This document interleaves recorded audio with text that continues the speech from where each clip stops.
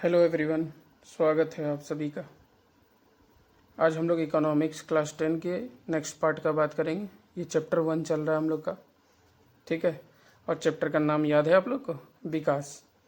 ठीक, हम लोग लास्ट क्लास में देखे थे कि विकास का मतलब दुनिया के लिए, हर इंसान के लिए अलग अलग हो सकता है। और जब अलग अलग होगा तो हम लोग कैसे जानेंगे कि कोई देश विकास कर रहा है या नहीं कर रहा है, विकसित है या अविकसित है। तो एक पैमाना होता है आय का, इनकम का। इनकम से हम लोग देख सकते हैं, लेकिन इनकम भी तो बटा हुआ होता है लोगों के बीच। तो फिर हम लोग डिसाइड किए। और जनसंख्या का भी प्रॉब्लम होता है कि किसी देश में जनसंख्या ज़्यादा है, किसी में कम है। तो आय से तो अच्छे से ना पाएगा नहीं कि देश विकसित है या नहीं। तो हम लोग औसत आय निकालते हैं, एवरेज इनकम। हम लोग देखे थे कि एवरेज इनकम में भी प्रॉब्लम हो सकता है। क्यों? क्योंकि हो सकता है एक इंसान बहुत ज़्यादा कमाता हो और सबसे जब डिवाइड करें तो देश का एवरेज इनकम सेम ही है। जैसे यहाँ हम लोग 2 एग्जांपल से देखे थे। तो यही हम लोग देखे थे कैसे नापे। ठीक, तो देखिए, सिर्फ इनकम नहीं नापना चाहिए, और भी चीज़ नापा जा सकता है। इसी को एग्जाम्पल से नेक्स्ट पार्ट में अभी से मतलब हम लोगों को समझना है, ठीक है। तो बिना देरी के शुरू करते हैं। देखिए, टॉपिक का नाम है आय और अन्य मापदंड, ठीक है।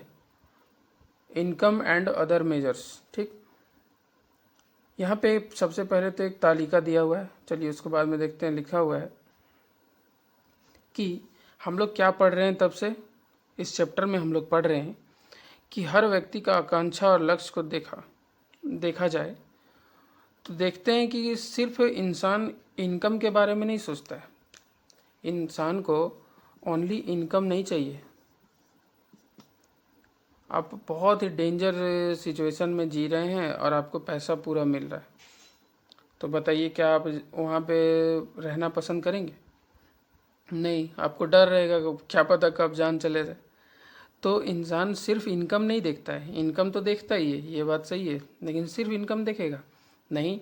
वो और भी चीज़ सोचता है, जैसे सुरक्षा, सिक्योरिटी उसको मिलना चाहिए, वो सुरक्षित रहे, टेंशन ना हो दिमाग में। दूसरों से आदर, दूसरों से रिस्पेक्ट। लेकिन इसमें आपको ध्यान रखना है कि आप बाहर जाएंगे तो आप दूसरे का, सॉरी थोड़ा इंटरप्ट हो गया। आपको क्या देखना है? हम लोग कहाँ थे? हम लोग पढ़ रहे थे कि हम लोग दूसरों से आदर चाहते हैं।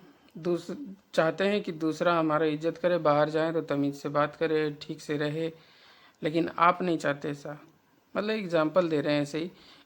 जब आप बाहर लोगों को जाते हुए देखते होंगे तो देखते होंगे कि अक्सर वो उम्मीद करता है कि दूसरा उससे कभी रूडली बात ना करे, लेकिन वो खुद दूसरे पे चढ़ा हुआ नज़र आता है। तो इस बात का ध्यान कौन रखेगा? आपको सिर्फ दूसरे से उम्मीद है, अपना काम आपको नहीं करना है, ठीक। तो आप वो भी चाहते हैं कि दूसरों से आदर मिले, समानता का व्यवहार चाहते हैं, आज़ादी चाहते हैं, ये सारा चीज़ आप चाहते हैं, ठीक है। इसका मतलब कि देश या क्षेत्र के बारे में सोचते हैं तो हम औसत आय के अतिरिक्त अन्य महत्वपूर्ण लक्षणों के विषय में भी सोचते हैं। इसका मतलब ये हुआ कि जब हम किसी देश में या किसी क्षेत्र में रह रहे हैं तो हम सिर्फ ये नहीं सोचते हैं कि हमको इनकम मिल जाए बढ़िया, बल्कि हम और भी चीज़ों के बारे में सोचते हैं। आप कैसा जगह रहना पसंद करेंगे? बहुत ज़्यादा पैसा कमा रहे हैं लेकिन पता नहीं जान कब चला जाए, या थोड़ा मिनिमम एवरेज ही कमा रहे हैं लेकिन सुरक्षित हैं पूरी तरीके से? कैसा जगह रहना पसंद कीजिएगा आप समझ रहे हैं बात को? हाँ। अब यहाँ पे आपको बोल रहा है कि आप एक ये तालिका दिया हुआ है उसको आपको देखना है। 2015-16 का ये डाटा है, ठीक है। और ये डाटा कहाँ से लिया गया है? तो इकोनॉमिक सर्वे, भारत सरकार हर साल इकोनॉमिक सर्वे निकालता है। 2017-18 का ये है। बजट के साथ ही एक दिन पहले आता है ये। तो वो इकोनॉमिक सर्वे, उसमें बताया गया था कि हरियाणा जो है उसका जो प्रति व्यक्ति आय है, याद कीजिए आप लोग, पीसीआई, पर कैपिटा इनकम, हर इंसान का इनकम अगर हरियाणा में तोला जाए, यानी कि मापा जाए तो 1,62,034 आएगा। केरल में ये आता है 1,40,190। कोई बहुत ज़्यादा अंतर नहीं है लेकिन कुछ तो है। बिहार में आता है 31,454, ठीक है। तो आपको दिख रहा है कितना ज़्यादा अंतर दिख रहा है। अब इस डाटा के आधार पे हम लोग को कुछ देखना है, ठीक। लिख रहा है, जो हम लोग यहाँ पे देख रहे थे कि ये विशेषताएं क्या हो सकती है, आपको पैसा के अलावा और क्या चाहिए। फिर बोल रहा है कि आप ऊपर की तालिका को देखिए जिसमें केरल, बिहार और हरियाणा के बारे में कुछ दर्शाया गया है। और जब आप इसका स्टडी करेंगे तो बोल रहा है कि जो पर कैपिटा इनकम है, पर कैपिटा इनकम प्रति व्यक्ति आय, वो हरियाणा का सबसे ज़्यादा है और बिहार का सबसे कम है। ठीक है, हरियाणा में क्या दिख रहा है आपको कि लोग सबसे ज़्यादा पैसा कमा रहे हैं और बिहार सबसे पीछे है। ठीक है, आपको पर कैपिटा इनकम पता है, ठीक, कि एक साल के अंदर एक जनसंख्या के द्वारा कितना कमाया गया, कितना इनकम है, और नीचे में रखेंगे कितना जनसंख्या है, उससे जब हम लोग भाग देंगे तो निकल जाएगा। ठीक है, तो पर कैपिटा इनकम आप लोग समझ गए। तो यहाँ पे बोल रहा है कि प्रति व्यक्ति आय का प्रयोग किया जाए पर कैपिटा इनकम को अगर हम लोग देखें तो हरियाणा सबसे ज़्यादा और बिहार सबसे कम विकसित माना जाएगा। हम लोग विकास का ही चैप्टर पढ़ रहे हैं तो विकसित हम लोग ढूंढ रहे हैं। तो अगर पैसा के मामले में कि कौन ज़्यादा कमाता है उस मामले में देखा जाए तो सबसे आगे आपको कौन दिखेगा, हरियाणा, और सबसे कम आपको कौन दिखेगा, बिहार। यहाँ का बात करें इन तीनों में से। ठीक है, लेकिन इसके अलावा भी बहुत सारा आंकड़ा है ना, उसके अलावा भी बहुत सारा डाटा है जिस पर भी थोड़ा ध्यान कर लेते हैं तब आपको समझ आएगा कौन विकसित है और कौन अविकसित है। ठीक है, एक यहाँ पे तालिका 1.4 दिया हुआ है। हरियाणा, केरल और बिहार का कुछ दूसरा आंकड़ा, क्या चीज़ का, देखिए एक दिया हुआ है शिशु मृत्यु दर 1000 व्यक्ति 2016। शिशु मृत्यु दर का मतलब होता है, यहाँ सबका डिफिनेशन दिया हुआ है, देख लेते हैं, पहले तीनों का डिफिनेशन देख लेते हैं कि किसी वर्ष में एक साल के अंदर, एक साल का टाइम पीरियड ले लेते हैं, उस टाइम के अंदर 1000 बच्चा जो पैदा हुआ, ठीक है, उसमें से कितना बच्चा एक साल से कम यानी कि अपने पहले बर्थडे के दिन से पहले ही मर गया। तो इसको बोला जाता है क्या, इसको बोला जाता है शिशु मृत्यु दर 1000 में। दर है, ये रेट है, तो उसको 1000 में निकालेंगे। 2000 होगा तो वो तो ये काउंटिंग नहीं है। ठीक है, ये दर है, रेट। अब 1 लाख बच्चा पैदा होगा तो उस हिसाब से देखा जाएगा। तो यहाँ पे 1000 ये कैलकुलेशन के लिए होता है। ठीक है, ये हो गया शिशु मृत्यु दर। एक और दिया हुआ है साक्षरता दर। साक्षरता समझते हैं, पढ़ा लिखा इंसान है कि नहीं, कुछ उसको बेसिक चीज़ लिखने पढ़ने आता है कि नहीं, उसी को साक्षर मान लिया जाता है। ठीक है, इसमें कौन लोग आते हैं, जिसका एज 7 से प्लस हो, 7 वर्ष और उससे अधिक, 7 हो या 7 से प्लस हो। ठीक है, उसी को साक्षर है या नहीं है उसमें काउंट किया जाता है। ठीक है, एक और चीज़ दिया हुआ है निवल उपस्थिति अनुपात। निवल का मतलब होता है नेट। ठीक है, नेट यानी कि आप समझ रहे हैं, नेट यानी कि देखिए एग्जाम्पल से बात समझ लीजिए। मान लीजिए कोई इंसान बाहर गया कमाने, 50,000 कमा रहा है मंथली, लेकिन उसको रहने में वहाँ 30,000 खर्चा हो जा रहा है, तो नेट उसके पास क्या इनकम है, 20। ठीक है, वही घर में रहता और 50 कमाता तो उसका बहुत सारा खर्च बच जाता, और जब खर्च बच जाता तो उसका शायद नेट इनकम 40 रहता। तो यही होता है नेट। तो नेट उपस्थिति अनुपात यानी कि उपस्थिति यानी कि बच्चा स्कूल में कितना उपस्थित हो रहा है। तो यहाँ पे किस बच्चे के लिया गया, 14-15 साल यानी कि समझ लीजिए 8 क्लास तक, 8 क्लास रहता है इसमें, 9-10 जाता है बच्चा। तो 14-15 वर्ष की आयु तक के स्कूल जाने वाले कुल बच्चों का उस आयु वर्ग के बच्चों के साथ परसेंटेज, यानी कि बोल रहा है कि उस निवल उपस्थिति अनुपात का मतलब हुआ 14-15 साल का बच्चा टोटल कितना है और उसमें से स्कूल कितना जा रहा है, यही उस अनुपात को बोलेंगे। अनुपात समझ रहे हैं ना, रेशियो। ठीक है, तो ये रहा रेशियो। अब 3 चीज़ आप लोग समझे। अब यहाँ पे देखते हैं, हरियाणा में शिशु मृत्यु दर यानी कि 1 साल से पहले मरने वाला बच्चा वो 33 है 1000 में। ठीक, केरल में 10 है और बिहार में 38 है। साक्षरता दर देखें 2011 में, लास्ट जनगणना आपको पता है 2011 में ही हुआ है, और उसी टाइम पता चला था कि कितना साक्षर है लोग। तो हरियाणा में 82% लोग पढ़ा हुआ है, वाह। और केरल में 94, इंडिया का सबसे ज़्यादा केरल में ही है, और बिहार में ओनली 62। ठीक। और बच्चे कितना जाते हैं स्कूल, 14-15 साल, यानी कि 8 क्लास पास हुए, और उसके बाद कितना बच्चे जा रहे हैं, तो 100 में, यहाँ देखिए 100 में दिया हुआ है। ठीक। अब 100 में 61 बच्चा जाता है हरियाणा में 8 क्लास के बाद पढ़ने, 83 बच्चा जाता है केरल में 8 क्लास के बाद पढ़ने, और 43 बच्चा ही जाता है बिहार में 8 क्लास के बाद पढ़ने। ठीक है। अब ये डाटा आपको थोड़ा मन में रखना है, याद नहीं करना है, इसको मन में रखना है। अभी एनालिसिस करेंगे तो समझ आएगा कि किस तरह का प्रॉब्लम आता है, और डाटा का एनालिसिस कैसे किया जाता है वो भी आप यहाँ सीख जाएंगे। ठीक है। तो यहाँ पे दिया हुआ है कि केरल में आप अगर देखते हैं तो 1000 में कितना बच्चा जा रहा है, 12, जो 1 साल से पहले, यानी कि अपना पहला बर्थडे भी नहीं आया उसका, और चला गया। और हरियाणा में 36, और बिहार में 38 था ना, 38, और हरियाणा में यहाँ 33, और यहाँ 36। चलिए जो भी है, यहाँ डाटा है, एनालिसिस करना है। ठीक है। तो यहाँ पे क्या दिखा रहा है, हरियाणा में आप देखेंगे तो पैसा के मामले में हरियाणा सबसे आगे है, लेकिन बच्चे को बचाने में नहीं है। इसका क्या मतलब है, एक बार आपको सोचने बोल रहा है, थोड़ा गहराई में जाके सोचिए कि माता पिता के लिए आप कितने प्यारे हैं। आप एक बच्चे हैं, और मम्मी पापा के लिए आप कितने प्यारे होंगे। सब कितना खुश रहता है जब कोई घर में बच्चा पैदा होता है, लेकिन अब उस मम्मी पापा के बारे में सोचिए जिसका बच्चा अपना पहला बर्थडे से पहले ही मर जाता है। उसको कैसा फील आता होगा, कितना दुख होता होगा। ठीक है। तो ये जो बात बोल रहा है, और ये कितना कोई ज़्यादा पुराना बात नहीं है, 2016 का बात कर रहा है। अभी का डाटा में कुछ सुधार हुआ होगा, लेकिन पूरी तरीके से तो सुधार नहीं हुआ होगा। ठीक है। तो ये 2016, यानी कि आज़ादी को जब 70 साल हो गया था, अभी कितना हो गया, अभी तो 80 साल हो गया 2026 में।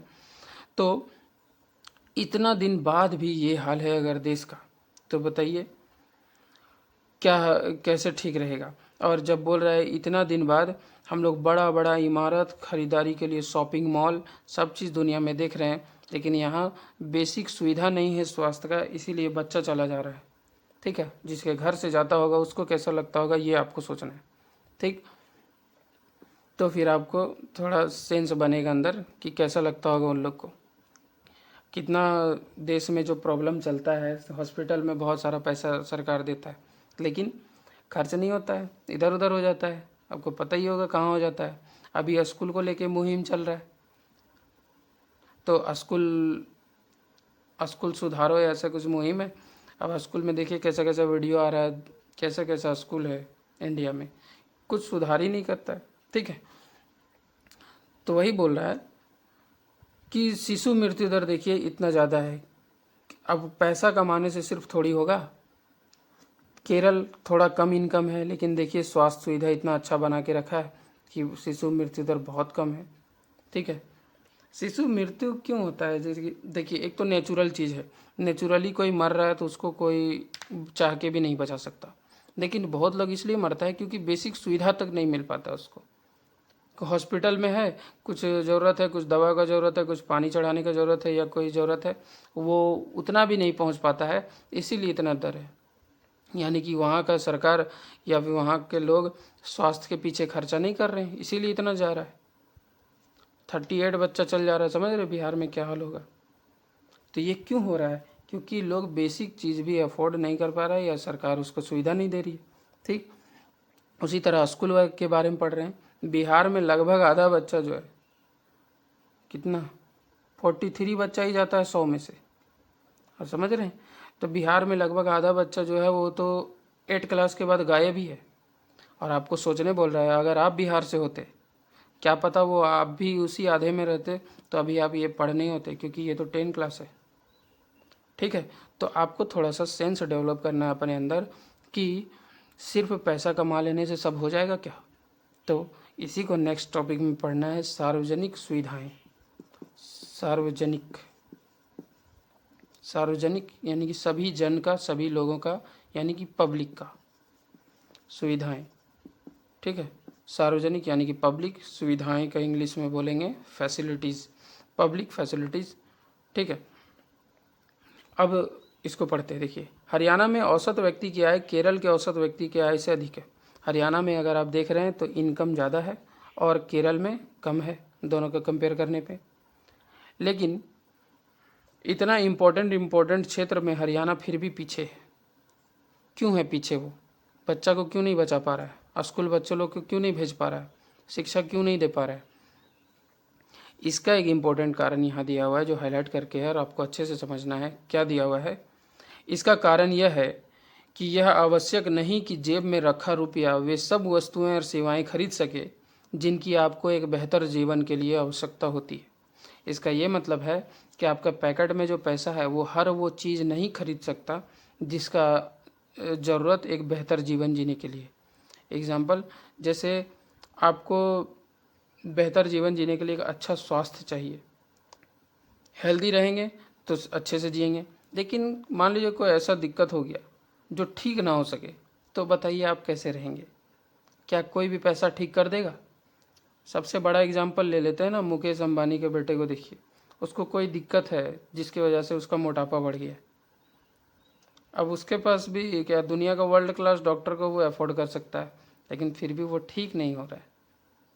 तो जी रहा है, मस्ती में जी रहा है, लेकिन अगर वो और अच्छा होता, पतला होता, स्लिम होता तो और ठीक नहीं रहता उसके लिए। कोई बीमारी ऐसा बोला जाता है, कभी उस पर तो रिसर्च नहीं किए हैं, लेकिन सुने हैं कि उसको कोई बीमारी है तो ठीक नहीं, क्यों नहीं ठीक करवा पा रहा भाई? क्योंकि आपके जेब में जो पैसा है वो हर चीज़ तो नहीं खरीद सकता, ठीक है। तो पैसे को इतना इम्पोर्टेंस तो देना है, लेकिन पैसे को इतना भी इम्पोर्टेंस नहीं देना है कि सारा चीज़ ख़त्म हो जाए, ठीक। तो आगे लिखा है, नागरिक कितनी भौतिक वस्तुएं और सेवाएं प्रयोग कर सकते हैं, इसके लिए आय अपने आप में संपूर्ण रूप से पर्याप्त सूचक नहीं है। आपको कितना वस्तु का ज़रूरत है, क्या चीज़ अपने लाइफ में आप यूज़ कर सकते हैं, इसके लिए इनकम ही ज़रूरी नहीं है, क्योंकि अगर हेल्थ नहीं रहा तो गए, ठीक। अब एग्जाम्पल से बात समझाए। अब देखिए, एक वर्ड जो यहाँ लिखा हुआ है द्रव्य, इकोनॉमिक्स के भाषा में द्रव्य को हिंदी में तो लिक्विडिटी बोलेंगे, मतलब अंग्रेजी में, लेकिन हिंदी में द्रव्य बोलेंगे, इंग्लिश में लिक्विडिटी बोलेंगे। इसका मतलब होता है आपके पास पैसा कितना है, ठीक है। पैसा से जोड़ा जाता है इसको, लिक्विडिटी, ठीक। इकोनॉमिक्स का भाषा है। तो जब आपके पास पैसा है तो आप प्रदूषण मुक्त वातावरण नहीं खरीद सकते, आप ऐसा इन्वायरमेंट नहीं खरीद पाएंगे जहाँ पॉल्यूशन ना हो। इतना गंदा तरीके से लोग जी रहा है, सांस लेना मुश्किल हो जाता है दिल्ली में, ठीक है। लेकिन आप उस पैसा से खरीद लेंगे। आप सोच रहे कि सर एयर प्यूरीफायर खरीद लेंगे, कितना देर तक साफ़ करेगा, ठीक है। हर चीज़ के लिए टेक्नोलॉजी पे कितना दिन तक आप डिपेंड कीजिएगा, ठीक। तो आप प्रदूषण मुक्त हवा तो नहीं खरीद सकते, बिना मिलावट वाला दवा नहीं खरीद सकते। चलिए, आपको लग रहा होगा सर प्रदूषण मुक्त वाला हम हवा खरीद लेंगे, क्यों? क्योंकि मेरे पास एयर प्यूरीफायर है। लेकिन बिना मिलावट वाला दवा कैसे खरीदेंगे अगर समाज में सब लोग वैसे ही रहा तो? फिर बोल रहा है, जहाँ पे वो संक्रामक बीमारी हो जाता है, जैसे अभी कोविड आया था, कोविड-19, याद है आप लोग को? कोविड-19 में कितना ज़्यादा प्रॉब्लम हुआ। अगर सब लोग मिल के उसको हराने का कोशिश नहीं करता तो आपके पास कितना भी पैसा रहता, आप उसको अकेले तो हरा नहीं पाते, ठीक है। तो इसका मतलब है कि हर चीज़ तो पैसे से खरीदा नहीं जा सकता है। मान रहे हैं आप लोग? मानिए थोड़ा, ठीक है। लेकिन इसका ये मतलब नहीं है कि पैसा इम्पोर्टेंट नहीं है, पैसा बहुत ज़्यादा इम्पोर्टेंट है। इसीलिए आगे बोल रहा है कि बहुत सारी चीज़ें जो है वो सामूहिक रूप से उपलब्ध होना चाहिए। जैसे एक एग्जांपल से बात समझा रहा है कि मान लीजिए एक सोसाइटी है, तो उसमें हर घर में एक गार्ड रखने के जगह पे इंसान एक ही गार्ड रख सकता है। सामूहिक रूप से एक गार्ड रखेगा मेन गेट पे, तो उससे काम हो जाएगा। ये इंस्टेड यानी कि उसके जगह पे ऐसा ना करे कि हर घर में एक गार्ड रखे, ठीक है। फिर एक चीज़ और बोल रहा है कि मान लीजिए आप ऐसे जगह से आते हैं जहाँ पे बिल्कुल भी पढ़ने का माहौल नहीं है, कोई नहीं पढ़ना चाहता है वहाँ, लेकिन आप पढ़ना चाहते हैं, तो क्या आप पढ़ पाइएगा? वैसे माहौल में रह के आप पढ़ पाइएगा? जो कि बहुत ही मुश्किल बात है, जब तक कि आपके मम्मी पापा आपको बाहर कहीं ना भेज दें, ऐसा यहाँ लिखा हुआ है, उस माहौल में ना भेज दें जहाँ पे आप पढ़ सकते हैं। ठीक है।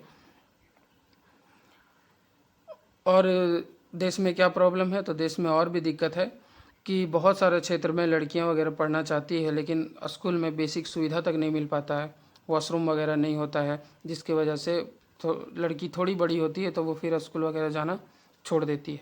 ठीक है। क्यों? क्योंकि सुविधा ही नहीं है, वहाँ प्रॉब्लम होता है उसको जाने में। ठीक। इसीलिए बोल रहा है कि केरल में शिशु मृत्यु दर कम है क्योंकि स्वास्थ्य और शिक्षा की मौलिक सुविधाएं पर्याप्त मात्रा में उपलब्ध है। केरल अच्छा है क्योंकि वहाँ पे थोड़ा इनकम कम है, लेकिन सारा सुविधा को सही सही करके रखा गया है, और लोगों को जो पोषण सुरक्षा मिलता है, लोगों को जो खाने का मिलता है, वो पोषण सुरक्षा भी लोगों को मिल जाए। इसके लिए एक दुकान होता है, आप लोग नाम सुनेंगे, सार्वजनिक वितरण प्रणाली। एक सिस्टम है पीडीएस, पब्लिक डिस्ट्रीब्यूशन सिस्टम। लोगों को जो अनाज नहीं मिलता है फ्री में, या फिर बहुत कम, 1 रुपया 2 रुपया 3 रुपया दे के, वो ऐसा दुकान आप लोग देखे होंगे कहीं पे, और इसी को यहाँ पे दिया हुआ उचित मूल्य की दुकान, FRP बोलते हैं उसको। ठीक है। तो ये क्या है? ये बता रहा है कि अगर किसी देश का या किसी राज्य का सरकार अगर पीडीएस पे अच्छे से काम करे, लोगों तक सही सही भोजन पहुंचाए, तो वहाँ पे स्वास्थ्य में क्या होगा? सुधार होगा। स्वास्थ्य में सुधार होगा और पोषण स्तर में सुधार होगा। पोषण में सुधार होगा तो स्वास्थ्य में सुधार होगा ही। क्यों? क्योंकि पोषण यानी कि अच्छा खाएगा तभी तो बच्चा अच्छा वो रहेगा, और अच्छा खाना, अच्छा रहना यही ज़रूरी है लाइफ में। सिर्फ पैसा कमा लेने से नहीं हो जाता है। ठीक है। बहुत लोग होते हैं कि बच्चे पे बिल्कुल ध्यान नहीं देते हैं और कमाने पे लगे हुए एकदम अच्छे से। इसका एग्जाम्पल एक सुने थे कहीं पे कि कभी मतलब एक बच्चा था, 2 बच्चे थे उसके, और कभी ध्यान ही नहीं देती थी उसकी मम्मी। फादर बाहर जॉब करते थे, अब कुछ मांगा बच्चा खाने के लिए, तुरंत पैसा थमा दिए, पैसा थमा दिए। ऐसा अप्रोच रहा था। बाद में सुने कि उसको बहुत खतरनाक जॉन्डिस हो गया, क्योंकि अब इतना बच्चा बाहर का खाएगा तो कितना बाहर के खाने में प्रॉब्लम रहता है आपको पता ही होगा।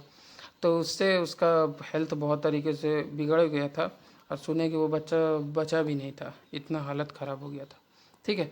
तो यहाँ भी वैसे ही डाटा दिया हुआ है, इसको आपको पढ़ना है और भरना है। ठीक। तो देखिए, पैसा से हर चीज़ नहीं खरीदा जा सकता, ध्यान रखना है इसको। ठीक। अब यहाँ पे एक चीज़ है, बॉडी मास इंडेक्स, वो निकालने के लिए बता रहा है। ये क्या होता है? हमारा शरीर और हमारा भार सही है कि नहीं, उसको नापने का एक तरीका है। ठीक है। वैज्ञानिक तरीके से कि हमारा हाइट कितना है, उम्र कितना है, और उस हिसाब से हमारा वेट है कि नहीं है, वही नापने का तरीका क्या है? वही बॉडी मास इंडेक्स उसको बोला जाता है। ठीक है। बॉडी मास इंडेक्स कैसे निकाला जाता है? तो सबसे पहले आप कितना केजी के हैं वो नाप लीजिए, आपका हाइट कितना है वो नाप लीजिए, और ये हाइट सेंटीमीटर में नापना है। ठीक है। सेंटीमीटर में नापना है आपको हाइट, और सेंटीमीटर का स्क्वायर करके और केजी से भाग देना है, और जो आएगा उसके बाद आपको जाना है पेज नंबर 90 पे इसी बुक के पेज नंबर 90, वहाँ पे लिस्ट दिया हुआ है कि आप किस रेंज में आते हैं। उस हिसाब से आपको पता चलेगा कि आपका बॉडी वेट सही है या नहीं है, बॉडी मास इंडेक्स सही है या नहीं है। ठीक है। बस आपको ये फॉर्मूला ध्यान रख लेना है, सेंटीमीटर में नापना है, स्क्वायर में, और केजी बाई केजी। ठीक। एक रिपोर्ट आता है ह्यूमन डेवलपमेंट रिपोर्ट, HDR। इसको निकालने वाला संस्था का नाम है UNDP, United Nation Development Programme. ठीक है। तो ये क्या है? अभी तक जो हम लोग पढ़ रहे हैं वो ये कि विकास को नापने के लिए हम लोग अलग अलग तरीका अपना सकते हैं। ठीक है। तो बोल रहा है कि एक बार जब हम लोग को ये बात समझ आ जाए कि इनकम इम्पोर्टेंट तो है, लेकिन सिर्फ इनकम इम्पोर्टेंट नहीं है, अन्य चीज़ें भी सोचना पड़ेगा। और अन्य चीज़ें सोचना है तो उसमें सोचा जा सकता है क्या? सबसे पहले तो हेल्थ, पैसा रहे, साथ में हेल्थ रहे, और उस शिक्षा भी रहे। शिक्षा को लोग किताबी शिक्षा से जोड़ देता है। देखिए, सिर्फ किताब का शिक्षा नहीं होना चाहिए, दुनिया में लोग जी रहा है तो उसको व्यवहारिक शिक्षा, डेली शिक्षा, आदमी तो डेली सीखता ही है कुछ ना कुछ, तो वो शिक्षा। और ये शिक्षा क्या है, ये थोड़ा किताबी शिक्षा है, इसमें भी बहुत कुछ सीखने को मिलता है, लेकिन क्या है कि इंडिया में इतना अच्छा एजुकेशन सिस्टम है कि ये सब बहुत अच्छे से पढ़ाया जाता है, आपको पता ही होगा सब चीज़, है ना। तो क्या बोल रहा है कि अगर आपको ये सही मायने में देश विकास कर रहा है कि नहीं, या किसी देश का हालत ठीक है कि नहीं, आप इनकम तो देखिए ही, साथ में हेल्थ भी देखिए और साथ में एजुकेशन भी देखिए। इतना चीज़ आपको देखना है, ठीक है। तो इसी को लेके UNDP अभी जो बताएं, United Nation Development Programme, UNDP जो है वो एक रिपोर्ट निकालता है, HDR, ह्यूमन डेवलपमेंट रिपोर्ट, ठीक है। और उसमें क्या देखता है वो किसी देश का, वो देखता है कि शैक्षिक स्तर यानी कि एजुकेशन कैसा है, फिर वो क्या देखता है, हेल्थ कैसा है, फिर वो देखता है पर कैपिटा इनकम कैसा है, ठीक है। यही तीनों चीज़ देख रहा है जो यहाँ पे है, और यही सब देख के रिपोर्ट निकालता है। देखिए यहाँ पे जो बात किया गया है वो 2018 का रिपोर्ट है, ठीक। 2018 का रिपोर्ट में जो सब चीज़ निकाला उसमें देखिए पर कैपिटा इनकम में श्रीलंका हम लोग से आगे है। जन्म के समय संभावित आयु का मतलब होता है किसी देश में इंसान का जीने का प्रत्याशा क्या होता है। अब आप लोग सोच रहे होंगे कि कोई कितना जिएगा ये हम लोग निकाल सकते हैं क्या। देखिए देश में एवरेज क्या चल रहा है ये निकाल सकते हैं, अब किसी इंसान का तो निकाल नहीं सकते, ठीक है। किसी का गारंटी है क्या, कोई गारंटी वाले हैं तो बताइए। गारंटी तो अभी का भी नहीं है, लेकिन इस देश में लोग कितना जी रहे हैं उस हिसाब से नापा जाता है कि जन्म के समय उसका मतलब कितना उम्र है जीने का, ये किस चीज़ पर डिसाइड करता है। जैसे मान लीजिए आपके देश में स्वास्थ्य सुविधा है ही नहीं, डॉक्टर है ही नहीं, मान लीजिए दवा भी नहीं है, अब एक छोटा सा बीमारी हुआ आप मर जाएंगे वहीं। तो थोड़ा थोड़ा दिन में जब थोड़ा बच्चा बड़ा हो जाएगा या बहुत कम एज में सब क्या होने लगेगा, मरने लगेगा। और आपके देश में बहुत अच्छा सब चीज़ सुविधा बना के रखे हैं, एक भी इंसान को मरने नहीं दे रहे हैं आप लोग, जो मतलब नॉर्मल बीमारी की वजह से मर सकता था आप एक भी नहीं मरने दे रहे हैं। तो वहाँ पे जीवन प्रत्याशा बहुत ज़्यादा रहेगा क्योंकि आप सारा सुविधा बना के रखे हैं। तो एक इंसान का आप नहीं नाप सकते, लेकिन पूरा एवरेज तो निकाला ही जा सकता है कि देश में लोग जी कितना रहा है, ठीक है। ये दिया हुआ है विद्यालयी औसत आयु, विद्यालय में कितने बच्चे जा रहे हैं यानी कि शिक्षा लेने। और ये ह्यूमन डेवलपमेंट इंडेक्स जो है रिपोर्ट है, उसमें किस नंबर पे कौन सा देश आता है। ये टोटल देखिए, ये जो HDR आता है इसमें 189 देशों को शामिल किया जाता है, 189, उसमें श्रीलंका जो है 76 नंबर पे है, और इंडिया जो है वो कितने नंबर पे है, 130। कौन पीछे लग रहा है आपको, पीछे इंडिया है, और हम लोग से भी पीछे है बहुत सारा, वो है ही दिख रहा है आपको। और देखिए यहाँ पे म्यांमार, पाकिस्तान, नेपाल, बांग्लादेश यानी कि हम लोग का पड़ोसी देश जो है हम लोग से पीछे है। लेकिन इसमें देखना क्या है वो देखते हैं। इसमें दिया हुआ है कि आपको ये आश्चर्य नहीं लग रहा है कि इतना छोटा हमारा पड़ोसी देश है वो हमसे हर मामले में आगे हो गया है, ठीक है। और हम लोग इतना बड़ा देश हो कि हम लोग इससे पिछड़ गए हैं, ठीक। आश्चर्य तो थोड़ा लग रहा है, लेकिन आगे लिखा हुआ है नेपाल बांग्लादेश प्रति व्यक्ति, और हाँ नेपाल का और बांग्लादेश का देखिए, नेपाल और बांग्लादेश को देखने बोल रहा है। नेपाल और बांग्लादेश, ठीक है। यहाँ पे बोल रहा है 70 और 72, बोल रहा है कि यहाँ पे अभी भी आयु संभावना ज़्यादा है। हम लोग जीने के मामले में नेपाल और बांग्लादेश से पीछे हैं। क्यों? क्योंकि शायद वो लोग स्वास्थ्य सुविधा अपना अच्छा करके रखा होगा, ठीक है। तो ये ह्यूमन डेवलपमेंट रिपोर्ट क्यों आता है, ताकि देश को बताया जा सके कि आप किस हालत में हैं दुनिया में, ठीक। और ये भी आपको बार बार याद दिलाए कि सिर्फ पैसा कमाने से नहीं होगा, बल्कि नागरिकों का सारा सुविधा, education, health, per capita income, ये सब पे भी आपको ध्यान देना पड़ेगा, ठीक है। तो आज के लिए इतना ही रखते हैं, उम्मीद है आप लोगों को चैप्टर समझ आ रहा होगा। बहुत धीरे धीरे समझाते हैं आपको लगे कि बहुत धीरे है तो इसको स्पीड करके भी देख सकते हैं। ठीक है, ठीक है, तो आज के लिए इतना ही रखते हैं। धन्यवाद, थैंक यू। रीडिंग ज़रूर लगाइएगा, नेक्स्ट पार्ट बहुत छोटा सा होगा, उसमें सारा चीज़ कंप्लीट हो जाएगा। ठीक है, धन्यवाद, थैंक यू।